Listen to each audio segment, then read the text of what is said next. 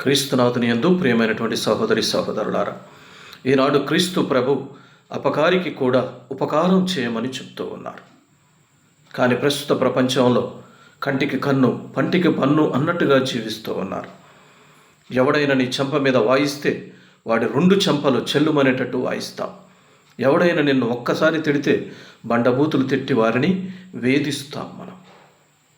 కానీ క్రీస్తు ప్రభు ఈనాడు అంటూ ఉన్నాడు, అన్యుడికి క్రైస్తవుడికి మధ్య తేడా ఉండాలి, వ్యత్యాసం ఉండాలి.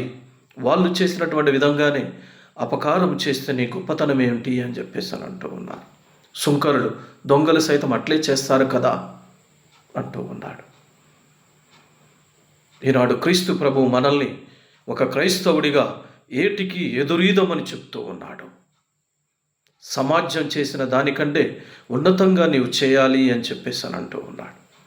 ఆయన చెప్పడం మాత్రమే కాదు, ఆయన జీవితంలో ఆచరించి మనందరికి కూడా బోధించాడు. ఆయనను వేధిస్తున్నటువంటి వాళ్ళని, అవమానిస్తున్నటువంటి వాళ్ళని, నిందిస్తున్నటువంటి వాళ్ళందరితోని కూడా తండ్రి వీరిని క్షమించండి అని ప్రార్థించాడు. సెయింట్ స్టీఫెన్ గారు కూడా తనని రాళ్లతో కొట్టి చంపుతున్నటువంటి వారందరినీ అంటూ ఉన్నాడు, ఈ రక్తం వీరి మీద, వీరి బిడ్డల మీద ప్రోక్షించవద్దు అని చెప్పేసి వారిని క్షమించండి అని ప్రార్థించడాన్ని చూస్తూ ఉన్నాం. అంతేకాదు, పునీతురాలైనటువంటి మరియ గోరేటి కూడా తనను 21 సార్లు కత్తితో పొడిచినటువంటి వ్యక్తిని క్షమించడాన్ని చూస్తూ ఉన్నాం. సుమతి శతకం కూడా చెప్తూ ఉన్నది, అపకారం చేసినటువంటి వాళ్ళకు ఉపకారం ఎల్లప్పుడూ కూడా చేయండి అని చెప్పేశారంటూ ఉన్నారు. అవును ప్రియమైనటువంటి మిత్రులారా, మనం క్రీస్తు ప్రభు కోసం ఎంతోమందిని సంపాదించాలి అంటే మనం క్రీస్తు ప్రభువుని అనుసరించాలి. నేనే మార్గాన్ని, సత్యాన్ని, జీవాన్ని అన్నాడు. ఆయన మార్గంలో మనం నడిచినట్లయితేనే ఆయన కోసం ఎంతోమందిని సంపాదించగలుగుతాం.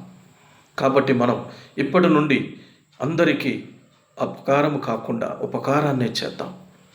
నిజమైనటువంటి క్రైస్తవ బిడ్డలుగా జీవించుదాం. దేవుడు అందరినీ ఆశీర్వదించునుగాక.